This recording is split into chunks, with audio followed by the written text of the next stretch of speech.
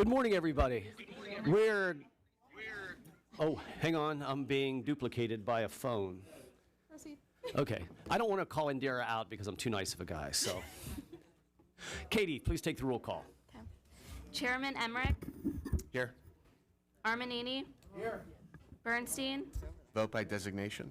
Marla Brown. Here. Diorsi. Gatos. Vote by designation. Kephart. Shuren. Here. Stambaugh. Here. Stender. Here. Torzik. Vote by designation. Chairman Conklin. Here. Bellman. Here. Eamon Brown. Vote by designation. Carroll. Vote by designation. Sapita Fertiz. Here. Kenyatta. Vote by designation. Monroe. Vote by designation. Parker. Here. Pielli. Vote by designation. Piscatano. Vote by designation. Howe. Vote by designation. Oh, she's here. Rab. Vote by designation. Salisbury. Vote by designation. Waxman. With a quorum being present, we are going to start off by bringing up the Cabell bill. Representative Cabell, would you please come up and have a seat to get ready to be drilled on your bill today? Absolutely drilled. I'd like a motion to bring up House Bill 2481. Brought up by Kephart, seconded by Sander? Stander? Stander.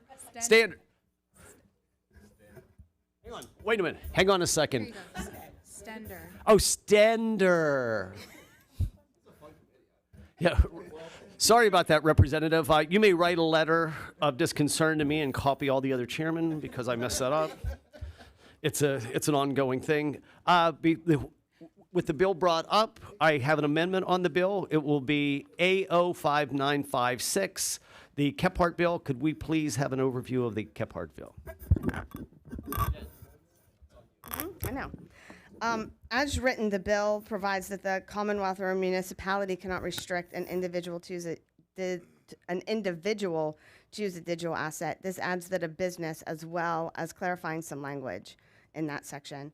The bill also clarifies that language to avoid conflicts with the Uniform Commercial Code regarding transferable digital records, which was language that we passed out of this committee, the Fiduciary Access to Digital Assets Act, and policies of the Department of Banking as adopted to require the licensing of virtual currency businesses, and any other law or regulation that requires reporting of financial exploitation or fraud. Well done.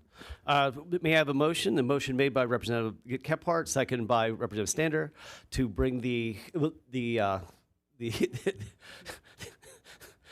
amendment forward. Sorry. Is there any discussion on the amendment? Diorsi? Representative Diorsi, thank you. Thanks, Mr. Chairman. I think I know the answer to this. I just want to be completely certain. The amendment would eliminate the proof of stake technology. Yes, it does. Any further comment on the amendment? Seeing no further comment, are there any nay votes? Is there a need for a roll call? Seeing no nay votes, amendment passes unanimously. With that, I need a motion to bring up the bill as amended, HB 2481, the Cabell bill. It's brought up by Representative Kephart, again, seconded by Representative Stander. Could we have a brief overview of the bill as amended, Jen? As amended, the bill provides that the Commonwealth or a municipality cannot restrict an individual or a business to use a digital asset to purchase goods or services. It also clarifies that no additional taxes or assessments can be placed on a good or service when making a purchase with a digital asset. And it provides for the operation of nodes. Thank you, Jen. With that, Representative Cabell, do you have any comments that may sway us in your direction? Sure. Thank you, Chairman, and thank you to members of the committee. I know we're in the home stretch here. I appreciate the attention to this matter. I get it. When words like Bitcoin, cryptocurrency, digital assets come up, their eyes tend to glaze over. It's confusing, it's complicated stuff, but the reality is digital assets are already a significant part of our economy and the investment landscape. States like Michigan have seen the potential with their state pension fund now making investments in digital assets. You could even buy these assets on traditional brokerage firms like Fidelity. They're becoming a regular part of a diversified portfolio in 401k plans. Digital assets are here to stay, and they're already integrated into the lives of many Pennsylvanians. I'll quickly go through a couple points on HB 2481, and then I'm happy to take any questions. Like I said, digital assets are here to stay. Over 1.5 million Pennsylvanians already own digital assets, and the market is worth over $2 trillion. Clarity and consistency. This bill is about setting clear rules and definitions so that people and businesses know exactly where they stand when it comes to digital assets. Protecting the rights and promoting growth. We're ensuring that Pennsylvanians have the right to control and transact with their digital assets freely, just like they would with traditional money. I want to make it clear, this is not a mandate whatsoever. It's just codifying the right for folks to continue doing what they're already doing. A modern framework. We need to update our laws to stay relevant and keep Pennsylvania competitive in this growing sector. And broad bipartisan support. This isn't a niche idea. Presidential candidates from both parties support the need for digital asset legislation, and similar language has already been passed in the U.S. House of Representatives. This is a bipartisan issue, and we have to stay competitive in this space. I'll wrap up by saying HB 2481 is a straightforward, common-sense approach to positioning Pennsylvania as a leader in the digital economy. I ask for an affirmative vote on this bill, and I'm happy to answer any questions. Are there any questions for the gentleman? Representative Sheridan? Thank you, Mr. Chairman. Mike, just a clarifying question. When Jen had said that there would be no additional taxes, fees, charges imposed for using the digital asset, is that both for the user and the business owner? Yeah, it's on the transaction, so there won't be any additional taxes on the transaction made To either party? To either party. Thank you. Representative Waxman? Thank you, and thank you for bringing this forward. A complicated issue, and Sure. so a tough one to tackle. I just had a couple questions. The first one is does this apply to cryptocurrency in perpetuity, meaning that there's certain types of crypto coins that are accepted and used by merchants, but would this apply to also ones that are created in the future? And so just as a example, if Iran decided to launch their own cryptocurrency that was available worldwide, would it be possible, would this maybe make it so that we couldn't prohibit that, especially since the global reach of a lot of these currencies? And then the second question I have kind of follows up about how do we capture tax data? And in particular, if someone is using cryptocurrency, if I'm a Pennsylvania resident and I'm using cryptocurrency to make a purchase of a good or a service, if I made that purchase in cash or a credit card or something like that, I would pay a sales tax on that. And I guess I'm wondering, does this prohibit us from being able to collect a sales tax if the transaction is done with a cryptocurrency? Sure, good questions. The first one, it's preserving the right for everything that's going on right now, and yes, probably moving forward. If something like that were to happen, I think it's incumbent upon the folks in this room and the federal government to make sure that we're not supporting a foreign regime that isn't worth supporting, obviously. But it's a broad strokes to just protect our rights and what we're doing right now, and in the future, any assets. But again, I would think that there would be some sort of regulation or some sort of common sense law that would come into effect if that were to happen. So I don't think it protects us from that in the future, but it protects us what we're doing right now, and then codifies essentially all of those things. Now, on the sales tax, this doesn't restrict any. It just ensures that the assets are being treated like cash or credit card transactions. So just like any other transaction, you would have to pay your sales tax. And the good thing about the blockchain is it's there for everybody to see. You're not hiding from anything on the blockchain. So the government will still get their sales tax on transactions that sales tax which should be paid. Representative Diorsi?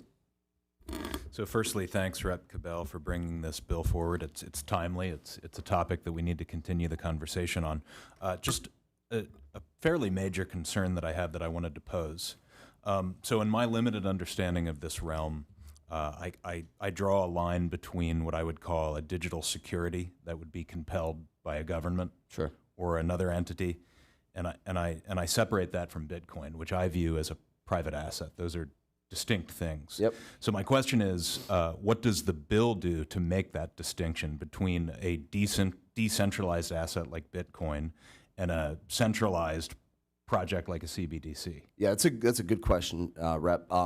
That's a debate that's happening on the federal level all the time. It's a debate that I don't think we have a clear answer to. This bill specifically does not solve for that problem. I think that we need, as Pennsylvania, the federal government needs to dive in.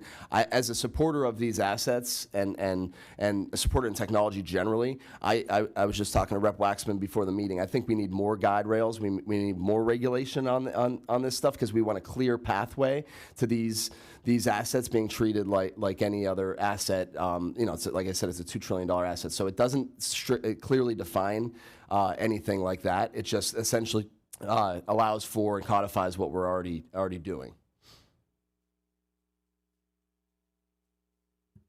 Any other comment on the bill before we move forward? Oh, sorry, Representative Gatos. I apologize for that. Any other comments or questions before we move forward? I just have one quick comment. Sure. I want to thank Representative Cabell for coming out today. You've been a pleasure to serve with.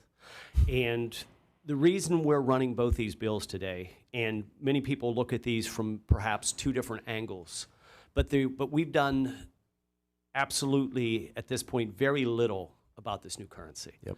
And I think it's so important that whether you're for or against this, and either one of these bills, as they go forward, will definitely be amended in different directions, whether it's on the floor here or in the Senate. But I think the most important thing today is for us to all to understand that it's really time for us to get involved. Whether you're in love with the first bill or the second bill, I think it's very, very timely that we run these bills out of committee and start this discussion. With that, are there any negative votes on either side? Okay. Please, Katie, please do a roll call. Chairman Emmerich, Yes.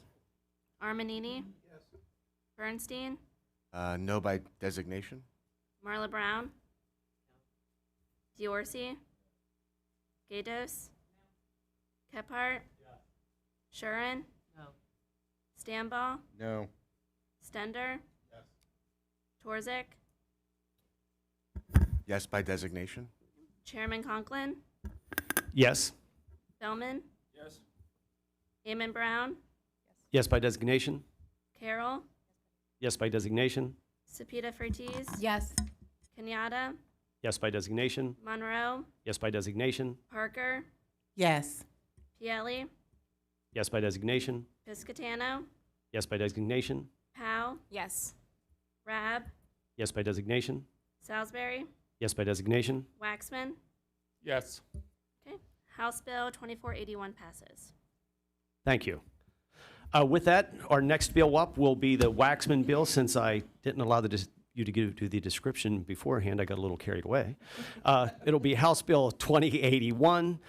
Representative Waxman brings it up. Representative Bellman seconds it. Could you please give us a brief description of the bill? Yes, House Bill 2081, sponsored by Representative Waxman, establishes the Digital Asset Regulation Act, which will require regulation of virtual currency lenders operating within the Commonwealth. Thank you. We have one amendment on the bill. It's the Waxman bill, A04829. Could we have a brief description of the Waxman amendment? Wait a minute. Bellman had clearly stated he seconded. I just didn't get it out fast enough. Thank you.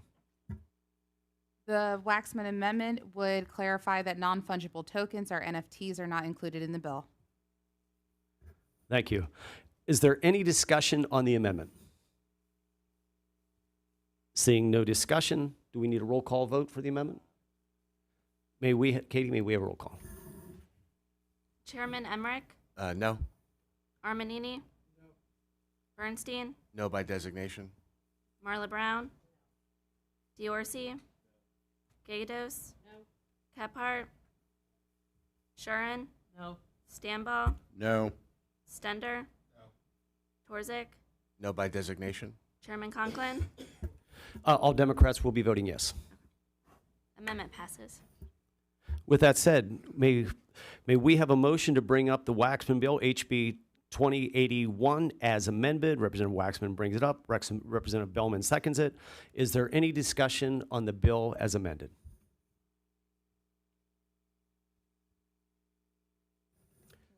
Representative Waxman, the floor is yours. Thank you so much, Chairman, and thank you to all the members who are here at Cryptomania this morning at the Commerce Committee. It's very exciting to go from a bill, an issue that not a lot of people are talking about, to having an issue dominate the agenda this morning, and so we appreciate that.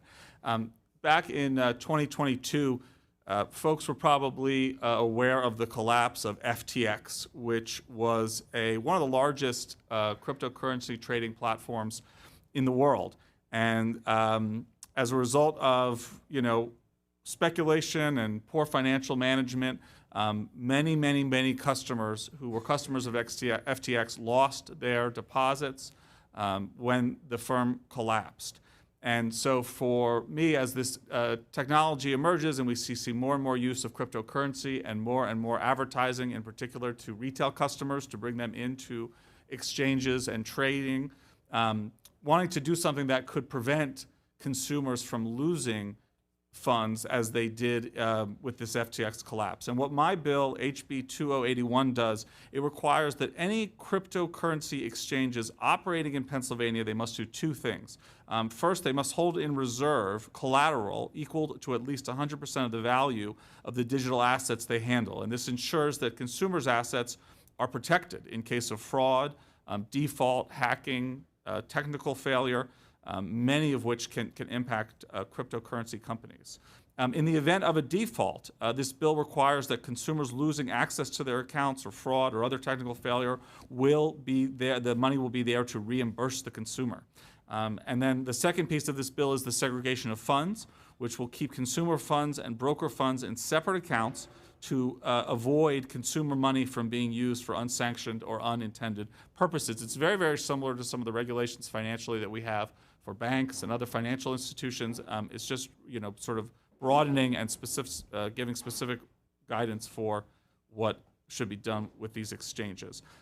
This bill is really modeled after regulations in Japan. And the reason for that is because Japan was one of the few countries that had these kinds of protections in place. And so that meant that most Japanese FTX customers, they were paid in full when the collapse occurred. So this is really about consumer protection. It's so that Pennsylvanians can invest safely, knowing their investments are backed by real liquid assets and they won't be left empty-handed if some kind of a fraud or collapse occurs. I think that if cryptocurrency exchanges want to operate in Pennsylvania, as they do, like financial institutions and with financial products, they should be regulated like other institutions to protect consumers and to protect the public. So thank you so much, and I'm happy to take any questions.